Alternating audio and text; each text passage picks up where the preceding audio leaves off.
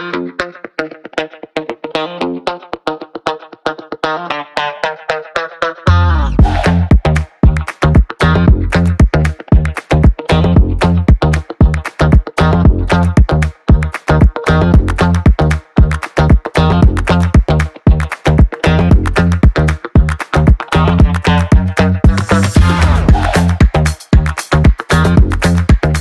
commande publique représente sur notre territoire en 2022 60 000 heures qui relèvent directement des services de GBA, auxquels il convient d'ajouter 13 000 heures provenant principalement des bailleurs sociaux et de la ville de Bourg.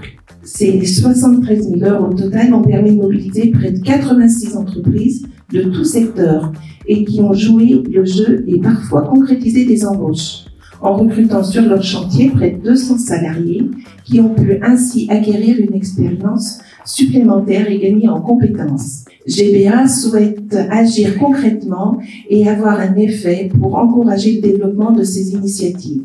Car avec les clauses sociales, on est sûr du gagnant-gagnant et pour tous. La collectivité, à travers la volonté impulsée auprès de ses services, tient un rôle responsable, participe au développement de son territoire et encourage la RSE. Une entreprise de l'ESS, c'est d'abord et avant tout une entreprise qui a pour objet social, une utilité sociale ou un intérêt collectif. Par rapport à tous ces principes-là, ça c'est la définition légale, vous avez une entreprise, on peut choisir parmi 5 statuts aujourd'hui d'entreprise qui sont des statuts collectifs. On n'est pas dans l'entrepreneuriat individuel. Donc, vous pouvez être une entreprise de l'ESS sous statut associatif, sous statut de société coopérative. Alors là, les sociétés coopératives, ce sont des sociétés commerciales coopératives. Il y a plein de familles, je les détaille je ne vais pas les détailler, mais voilà. Les coopératives agricoles, coopératives bancaires, coopératives de production.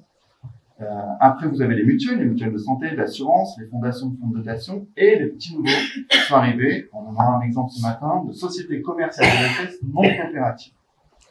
À quoi sert l'ESS? Alors, ça a été dit tout à l'heure sur l'insertion et l'emploi. Et de manière plus générale, effectivement, ce sont des structures de l'ESS qui agissent aussi sur les problématiques sociétales. Si on regarde par exemple dans l'Ain, on est sur un taux de pauvreté qui est à 10%. Sur la ville de Bourg-en-Bresse, on est à plus de 20%. Sur le champ du handicap, on est en moyenne nationale sur une personne sur 6 en France qui est touchée par un handicap visible, invisible, moteur, psychique, etc. Donc, à l'échelle de l'agglomération, c'est plusieurs milliers de personnes. Ce qu'on appelle le secteur du travail protégé et adapté, c'est donc une famille, donc un secteur de l'économie sociale et solidaire, donc qui va regrouper les ESAT, les entreprises adaptées que vous avez ici, ainsi que les travailleurs indépendants handicapés, qu'on appelle dans le jargon les TIH.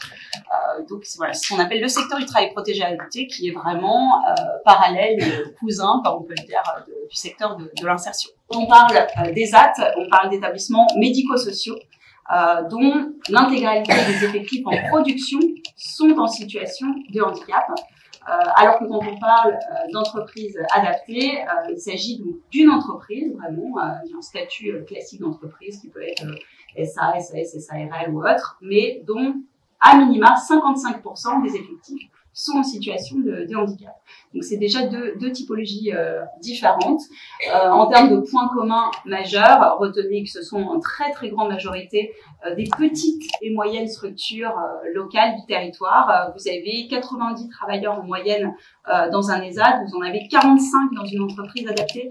Donc voilà, vous parlez vraiment de petites structures du territoire, et c'est ce qui est un véritable enjeu pour les acheteurs, privés comme publics, c'est de savoir justement s'adresser à des PME, parce que souvent on a tendance à vouloir avoir justement un interlocuteur très macro qui répond sur un périmètre ou une volumétrie très large, et c'est un petit peu la complexité quand on s'adresse à ces interlocuteurs et à ces prestataires. Activité en moyenne également, ce qu'il faut retenir, c'est que en général, même si ce sont des petits établissements, ils vont avoir entre 5 et 7 activités différentes. Donc vous allez retrouver de manière assez classique des structures qui vont faire à la fois du nettoyage, de la prestation administrative, de la restauration, comme de l'espace vert. Donc même en ayant moins de 100 travailleurs ou salariés en production, vous pouvez avoir une grande diversité d'activités au sein d'une même structure. Les chiffres clés pour vous aider aussi à avoir en tête justement le nombre et la multiplicité de ces prestataires sur tout le territoire. Sur la région Auvergne-Rhône-Alpes, vous en avez plus de 300. Je vous ai remis ici le détail, 179 ESAT, 126 entreprises adaptées au dernier chiffre de notre annuaire. Et on en a dans l'Ain 23 qu'on a recensé ici. Donc ça vous donne aussi une idée, nous on vous invite à regarder vraiment à proximité de chez vous lesquels sont situés sur le territoire et quelles sont les activités qu'ils vous proposent. Et on pousse aussi le plus possible les acheteurs à aller les rencontrer, à aller les visiter, à voir sur place effectivement ce qu'ils sont capables de faire et aussi ce qu'ils sont capables de produire de nouveau pour vous, parce qu'il y a aussi beaucoup d'innovation dans le secteur à la demande justement de leurs clients privés comme publics. Donc, je m'appelle Émeric Dasvani, je suis membre du CORAS Auvergne-Rhône-Alpes, qui est une fédération de structures d'insertion et d'utilité publique et territoriale. L'insertion, qu'est-ce que c'est? C'est une des branches de l'économie sociale et solidaire. C'est un conventionnement que les structures passent avec l'État, qui leur donne un agrément du coup, qui leur permet de faire leur travail, d'accueillir des personnes qui rencontrent des difficultés sociales et professionnelles particulières et ensuite de les ramener au travail progressivement en ayant un accompagnement social et professionnel dans la durée, sur une durée en général d'à peu près 2 ans. Donc c'est des personnes qui vont être mises en situation de travail avec des contrats de travail particuliers qui sont spécifiques au secteur de l'insertion. Et c'est des structures du coup qui ont une activité économique au service d'un territoire. Ça peut être, tous les secteurs d'activité sont couverts par le champ d'insertion. Ça peut être de l'espace vert, ça peut être de la sous-traitance industrielle, ça peut être de la mise à disposition de personnel dans le secteur du bâtiment, et j'en passe. Sur la droite de l'écran, vous avez les 2 autres typologies de structures d'insertion, les associations intermédiaires, qui vont faire la mise à disposition de personnel auprès des associations, des collectivités et des particuliers, en général pour du service à la personne ou pour du ménage, du remplacement sur les cantines. Grosso modo, voilà, il faut savoir que dans l'Ain, aujourd'hui, il y a à peu près 2500 personnes qui sont accompagnées par des structures d'insertion sur le territoire de l'Ain. La part des marchés publics, c'est loin d'être négligeable et pour plusieurs raisons. Au-delà de l'aspect purement monétaire qui permet de sécuriser économiquement la structure, ça a surtout un impact en fait pour le parcours des personnes qui vont être dans ces structures d'insertion. Pourquoi? C'est parce qu'en fait un marché public, vous allez faire de peut-être pas 100 heures, mais 1000 ou 2000 ou 3000 heures ou 73 000 heures comme le fait la communauté de communes. Quand vous avez un certain volume d'heures, ça permet de construire des réels parcours pour les personnes. Vous allez sécuriser une personne qui va avoir 3, 4 mois, 5, 6 mois peut-être à temps plein dans une structure sur un même poste de travail et qui va lui permettre de monter en compétences progressivement. C'est pour ça que c'est important du coup la Communix, parce que ça donne des heures et ça permet aux salariés de se projeter dans le temps. De vous présenter les objectifs de l'achat socialement responsable et des modalités d'organisation qui peuvent être utilisées dans ce cadre-là. Pour les entreprises, ça a souvent et historiquement été vécu comme une obligation, comme une contrainte. De plus en plus aujourd'hui, quand on se promène sur les territoires, ce qui est mon cas, on s'aperçoit qu'aujourd'hui c'est une opportunité, c'est une possibilité pour des entreprises de rencontrer des publics qu'ils n'auraient pas rencontrés. Les nouveaux SPASER qui obligent l'ensemble des acheteurs qui dépassent 50 millions d'euros d'achat par an.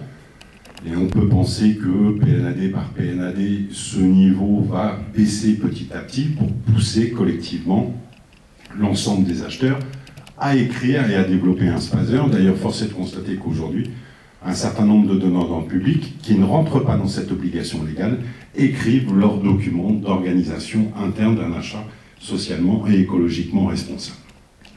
Enfin, il y a une date qui a été fixée au 22 août 2026. Ne me demandez pas pourquoi ce choix particulier en plein milieu d'une semaine d'un mois d'été, mais en tout cas sur lequel il y a des objectifs dans ce cadre-là, de supprimer la faculté de sélectionner des offres uniquement sur un critère unique du prix. Maintenant, ce ne sera plus, en tout cas, ce ne sera plus possible dans les prochaines années, mais aussi d'introduire un certain nombre de dispositifs dans ce cadre-là, et notamment une obligation d'introduire des considérations sociales pour tous les marchés qui vont dépasser les seuils européens. Or, les seuils européens, qu'ils soient sur les marchés de travaux, mais surtout sur les marchés de services, sont relativement bas en fonction des secteurs. Tout à l'heure, j'ai parlé des seuils européens en fonction des activités, du type d'achat, travaux ou services. Et je voulais revenir principalement sur la partie des services, parce qu'aujourd'hui, l'introduction de considérations sociales sur les marchés de travaux est devenue une relative habitude. J'en ai parlé dans le cadre de l'ANRU. L'ANRU 2 est en train d'arriver sur de nombreux territoires. Et dans ce cadre-là, au-delà des marchés de travaux, les marchés de services qui y sont liés, et notamment d'assistance à maîtrise d'ouvrage, doivent avoir des considérations sociales à l'intérieur. Aujourd'hui, un certain nombre de régions ont même dépassé en termes d'activité, les marchés de services ont dépassé les marchés de travaux en termes de volumétrie d'heures d'insertion réalisées. C'est un sujet qui est important, je crois que c'est un sujet qui est important sur votre territoire, sur lequel aujourd'hui la dynamique est encore très forte liée aux travaux, mais l'habitude de l'introduction de considérations sociales sur les marchés de services n'est pas encore rentrée totalement dans les mœurs, et même sur les marchés de services, c'est dépasser et sortir des marchés traditionnels de nettoyage, de gestion des déchets, d'espaces verts, puisque aujourd'hui, au niveau national, il y a des considérations sociales sur absolument tous les marchés. Et en dehors de ces marchés très spécifiques, il n'y a pas aujourd'hui de marché sur lequel on n'arrive pas à introduire, sous une forme ou sous une autre, de considération sociale. Et là-dessus, c'est une préparation sur laquelle il faut se lancer, parce que d'ici au 22 août 2026, il faudra que sur les marchés de services, et en fonction des seuils européens, donc pour l'État, sur tous les marchés qui sont au-delà de 140 000 € sur la durée du marché, les marchés de services sont souvent sur des durées de 4 ans, 140 000 €, 215 000 pour une collectivité, 431 000 pour les autres typologies de structures. Donc là-dessus, et on sait que les lancements des marchés, c'est sur du temps long, et il est important de se préparer en amont et d'aller se tester sur ces différents marchés pour vérifier que ça fonctionne et être prêt à le développer dans ce cadre-là. Les outils juridiques sur lesquels vous appuyez, aujourd'hui, ils sont relativement connus. Je vais les inscrire de manière relativement rapide. La première possibilité, c'est d'introduire dans des conditions d'exécution la capacité à introduire des heures d'insertion pour des publics en difficulté. En sachant que c'est bien une condition d'exécution, et je rappelle que par rapport à ça, on ne peut pas mettre une condition d'exécution sans mettre une pénalité et la poser derrière si jamais une entreprise ne va pas jusqu'au bout, parce que c'est une condition d'exécution, comme les autres, et donc on peut attendre des choses précises dans ce cadre-là. On peut introduire des critères d'attribution en lien avec une condition d'exécution, puisque je rappelle qu'on ne peut pas avoir deux critères qui arrivent comme ça tout seul. Le critère doit être lié soit à l'objet du marché ou à une de ces conditions d'exécution. Donc on ne peut pas poser un critère tout seul. Mais à partir du moment où on introduit une clause, on peut introduire un critère et aller chercher des entreprises et les pousser à aller plus loin que les attentes initiales. On peut aussi recourir à des achats d'insertion sur lesquels on va acheter une prestation d'insertion en s'appuyant sur un support technique qui peut être à côté et sur lequel on peut s'appuyer. Et enfin, la dernière des choses, on peut réserver des marchés à destination de l'IAE, du handicap, aujourd'hui on peut le faire des deux, puisqu'il y a la possibilité aussi de leur permettre de s'associer ensemble pour pouvoir le réaliser. Et aujourd'hui, en tout cas tout dernièrement, une dernière évolution a permis de réserver des marchés sur les prestations judiciaires, donc pour des publics en maison d'arrêt et pour des activités spécifiques sur place. Mais ça vient tout juste d'être lancé. Ensuite, l'État et la Direction des affaires juridiques a décidé d'inscrire pour la première fois dans les CCAG, qui est donc l'écriture type minimale sur laquelle les acheteurs peuvent s'appuyer, et sur les 6 CCAG, les 5 qui existaient préalablement au 1er avril 2021 et celui, le petit nouveau qui est arrivé sur les marchés publics de maîtrise d'œuvre, une clause sociale. Cette clause sociale est une clause sociale minimale qui en plus a déclenchement non automatique, puisque pour le coup il faut décider de la déclencher et de l'utiliser à l'intérieur de cette écriture en y remplissant à l'intérieur un certain nombre d'éléments complémentaires. Mais c'est aussi une reconnaissance formidable, puisque dans les écritures type initiales d'achat, sur les 6 CCAG, il y a bien une clause écrite de la même façon qui tente à prouver qu'il n'y a pas de spécificité en fonction de la typologie de l'achat qu'on est en train de mener. Pour pouvoir mobiliser une clause, un sujet important et principal et que nous défendons, en tout cas au niveau de notre structure, qui aujourd'hui d'ailleurs a été repris par l'ensemble des services de l'État, puisque le guide de l'achat socialement responsable qu'a écrit la direction des affaires juridiques à Bercy et qui est sorti au mois de septembre dernier, d'ailleurs je le conseille à tout acheteur public et à toute structure, qui est un travail d'excellente qualité qui a été produit, et qui permet d'être accompagné depuis le tout démarrage, la réflexion sur le sourcing, l'accompagnement et ainsi de suite dans la qualité d'un achat qui peut être posé et sur les différentes modalités d'introduction de considération sociale. La direction des achats de l'État vient de sortir lui aussi son support il y a quelques semaines à destination des acheteurs spécifiquement de l'État sur l'organisation de son achat. Vous verrez que ces deux guides expliquent de manière très claire qu'il n'est pas possible, en tout cas qu'il n'est pas conseillé, de réaliser des achats socialement, d'introduire des considérations sociales sans s'appuyer sur des facilitateurs du territoire pour pouvoir déployer cette activité. Le facilitateur étant présent, et je reviendrai dessus, depuis le repérage des achats jusqu'au bilan du marché sur toute une série d'activités. Le premier sujet en termes d'organisation, et je le rappelle, c'est que, en tout cas c'est ce qu'on préconise de manière très forte, c'est qu'une à deux fois par an, tous les donneurs d'ordre sollicitent le facilitateur ou la facilitatrice sur le territoire. De manière globale au niveau national, c'est un métier plutôt féminin, pour faire un point sur l'ensemble de la programmation d'achat de la structure et de travailler avec les facilitatrices à voir sur quel marché introduire des considérations sociales, sur quel volume, sur quelle organisation, sur quelle disposition s'appuyer pour pouvoir déployer cet achat, que ce soit sur la partie travaux, services ou fournitures. L'objectif, ce n'est pas d'appeler le facilitateur le vendredi soir vers 16h en lui disant à 17h ou à 17h30, j'ai pour objectif de mettre mon marché en ligne, peux-tu me donner rapidement le calibrage qu'il y a dans ce cadre-là? Non, ce n'est pas la modalité de mobilisation du facilitateur. C'est bien en amont de pouvoir travailler, d'anticiper et de pouvoir regarder et d'accompagner les acheteurs dans ce cadre-là sur la qualité de cet achat, de faire aussi du sourcing vers les structures du handicap, de l'IAE et autres typologies de structures, et de les accompagner globalement. Peut-être aussi réfléchir à un allotissement ou à un découpage du marché qui permettrait à une structure de l'ESS de pouvoir y répondre. On va y introduire donc une formule, peut-être d'ailleurs aujourd'hui de sortir d'un volume fixe, de raison dans ce cadre-là. Quand on a introduit un volume fixe, une bonne partie des entreprises sont capables de faire le calcul inverse et de savoir en gros quel est le volume financier que vous avez voulu mettre à l'intérieur de votre marché. Et deuxième sujet, il y a aujourd'hui la possibilité de vouloir, ou en tout cas de souhaiter s'adapter à la réponse et donc de plutôt mettre un volume d'heures par tranche de X milliers d'euros, qui permet de prendre en compte aussi tous les systèmes d'achat par bon de commande, par marché subséquent, mais aussi de tous les achats sur lesquels il y a une tranche ferme et puis des tranches supplémentaires qui peuvent être ajoutées dans le cadre de son activité.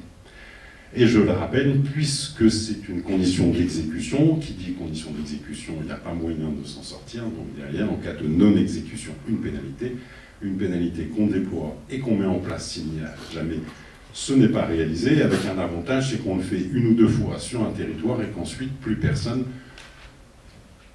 ne réalise, ou en tout cas essaie de ne pas réaliser ce qui est inscrit à l'intérieur. Ensuite, dans la procédure, une fois que le facilitateur a fait son travail auprès du donneur d'ordre dans la phase préalable au lancement du marché, les facilitatrices vont accompagner les entreprises attributaires sur les modalités de réalisation. Possibilité de recrutement direct, qui aujourd'hui reste la réponse principale au niveau national, mais à une courte majorité. Ensuite, de la mise à disposition de personnel, que ce soit par des entreprises de travail temporaire d'insertion, des associations intermédiaires, le petit nouveau du travail temporaire pour les structures du handicap, les EATT, dont on ne parle pas beaucoup, mais qui malgré tout, c'est la troisième branche du handicap qui a été déployée et mise en place. Potentiellement, quelques entreprises de travail temporaire plus classiques peuvent aussi y répondre.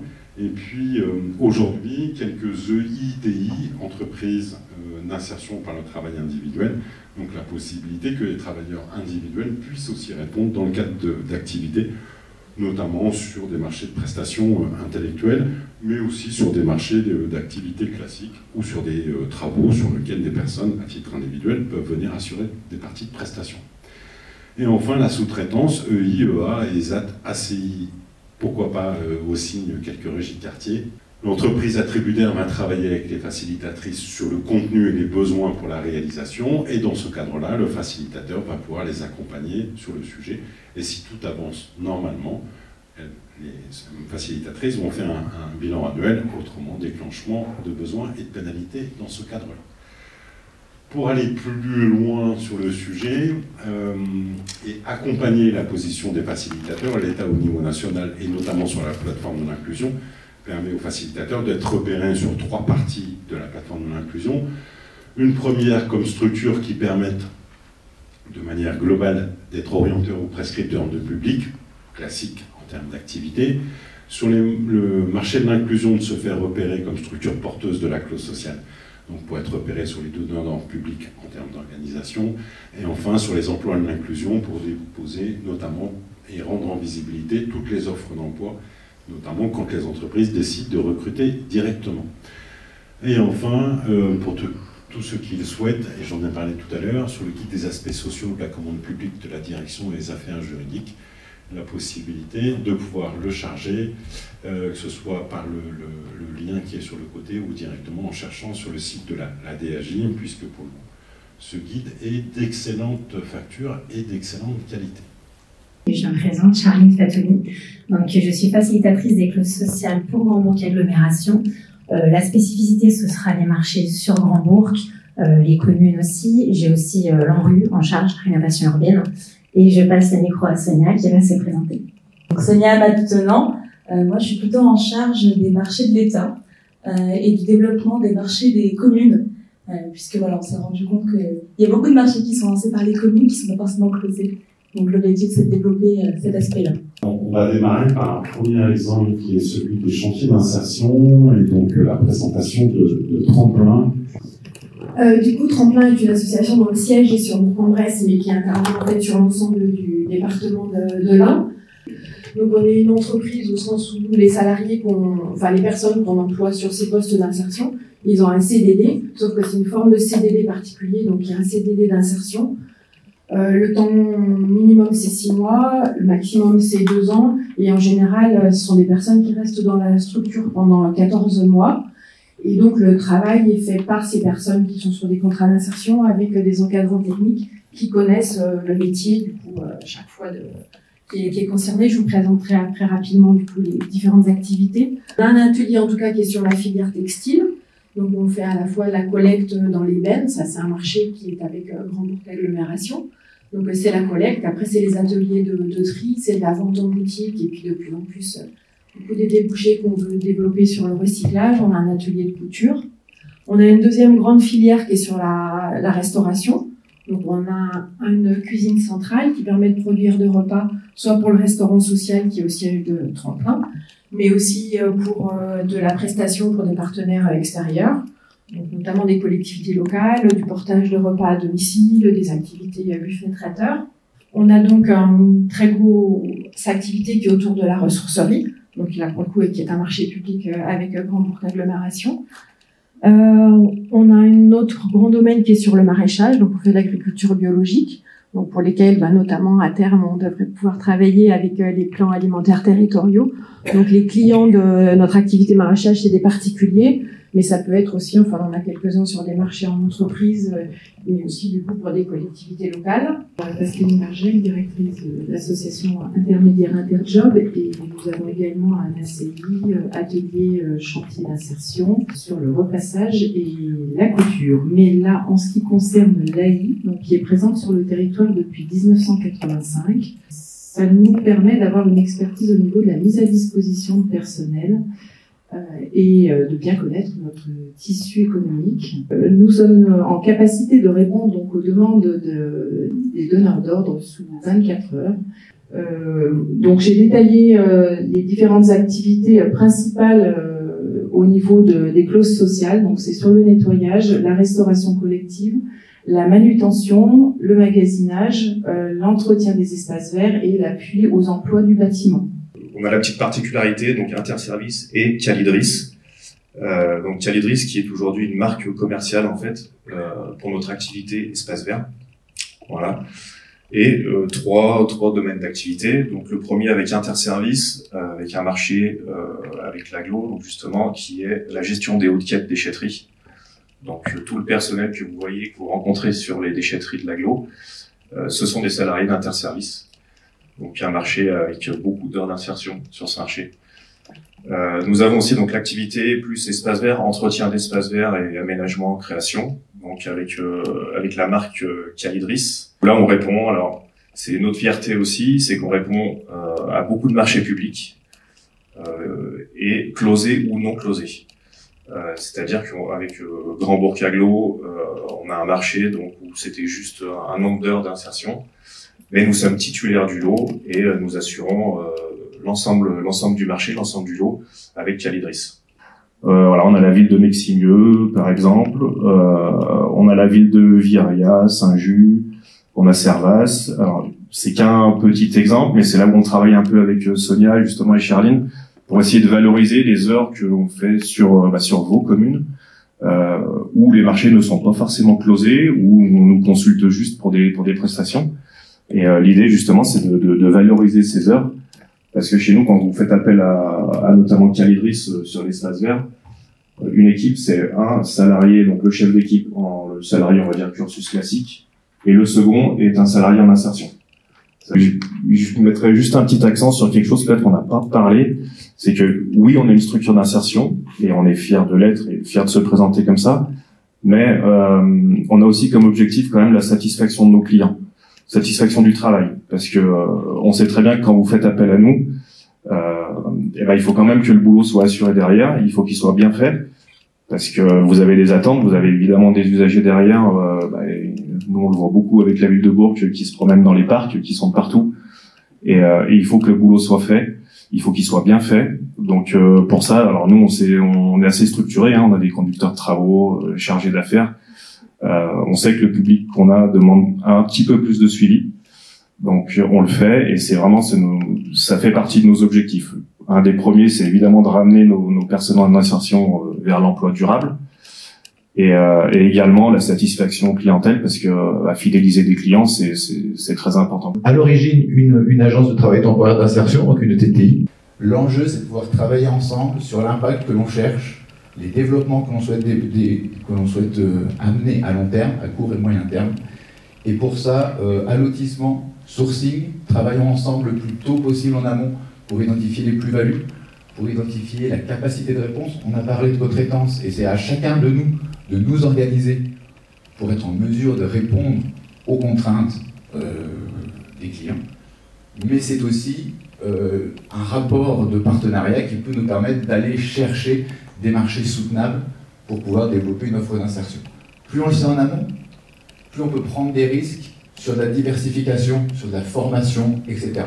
Quand c'est une contrainte de dernière minute, on fait au mieux, mais vraiment allotissement, sourcing et partenariat, ça serait les mots-clés pour un développement des clauses, je pense, sur Grand Bourg Agglo efficace. La structure Micronov est née en 98, mais au préalable, il y a une association d'insertion Micromégas qui a été créée pour le projet du premier géant. Donc on fête cette année les 25 ans Micronov. Et particularité, on a été agréé ESUS parmi les 8 premières de l'Ain. Notre activité tourne autour de l'informatique, reprise de parcs, collecte de vieux matériel, mais aussi vente de matériel neuf, location. On est 8 personnes équivalent temps plein aujourd'hui, donc une petite structure, dont 4 en insertion chez nous. En moyenne, les personnes restent 12 mois.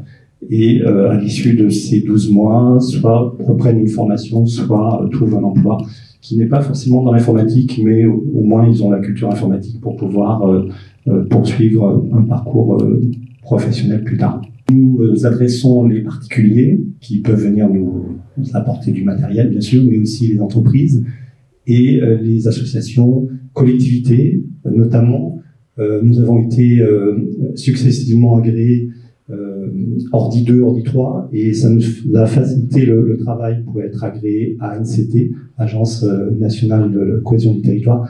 On peut faire des devis pour des fournitures, l'installation de matériel neuf, de l'infogérance, de la maintenance spécifique. On est leader dans le Rhône pour les écoles numériques et mairies. On a récupéré plus de 28 tonnes de matériel obsolète l'an dernier, avec une partie revente au personnel, mais surtout reconditionnement, effacement de... Pascal Cuny, dans directeur des maisonnettes, et également donc d'autres établissements sur l'Inde, donc une autre bibliothèque qui s'appelle les Ateliers de Roux, et également des Alpes, on en a parlé tout à l'heure, donc qui s'appelle les Ateliers de Sud. Sur Maisonnette, donc, on a 40 salariés, dont 6 encadrants non TSH, et donc, en conséquence, 34 agents de propreté qui sont en situation de handicap. Sur Maisonnette, sont essentiellement des entreprises du secteur privé, des commerces, des bailleurs sociaux et des collectivités. Les compétences, donc, et le lien possible avec la commande publique. Donc, on rentre dans le cadre de l'obligation d'emploi de ces % de salariés en situation de handicap à laquelle doit répondre toute entreprise des secteurs publics ou privés de plus de 20 salariés. On a même, avec la SNCF, l'année dernière, reçu un prix fournisseur SNCF. Donc, c'est très valorisant pour nos personnes de se dire qu'elles ont été reconnues pour leurs compétences professionnelles et non pas un petit peu par complaisance. Aujourd'hui, la clause sociale, en France, ça reste encore uniquement 17% de public féminin, parce que on reste très fortement sur les marchés de travaux et travaux publics et du bâtiment. S'il vous plaît, ouvrez-le vers d'autres secteurs, ça permet d'aller chercher d'autres publics. Je peux vous assurer que j'ai vu les choses qui ont même considérablement progressé. Du côté des entreprises aussi, j'ai vu les choses progresser, pas simplement parce que depuis quelques années, elles ont découvert la responsabilité sociétale des entreprises, mais parce qu'il y a une véritable volonté au niveau des entreprises. L'Aglo, depuis quelques années, a essayé, on n'est jamais modèle, mais on a essayé, disons, il y avait cette volonté de promouvoir la commande responsable au niveau de notre agglomération. La question sur la co-traitance est totalement importante. Comment on peut répondre à travers, aussi avec nos PME locales, à travers ces grandes routes. Maintenant, ils en sont tous, j'allais dire, aux mêmes réponses, mais avec nos entreprises. Et c'est peut-être se faire mieux connaître de nos entreprises que là, nous avons une réponse à apporter.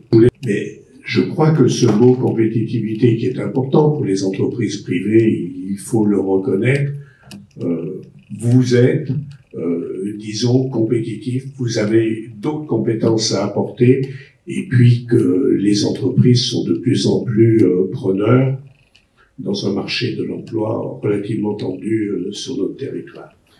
Je voulais vous remercier, vous, les intervenants, au nom de l'agglomération, du travail que l'on fait ensemble, et puis vous tous qui êtes venus lundi matin, disons, parler de l'achat et des clauses sociales dans l'entreprise. Merci à tous et très bonne journée. On a l'ambition, dans le cadre du mois de l'économie sociale et solidaire, au mois de novembre, d'organiser un expresso en lien avec la CREST pour favoriser justement la rencontre avec les différents opérateurs et les entreprises conventionnelles. Voilà, je vous remercie encore pour d'avoir participé à cet atelier et je vous souhaite une bonne matinée. Fin de matinée.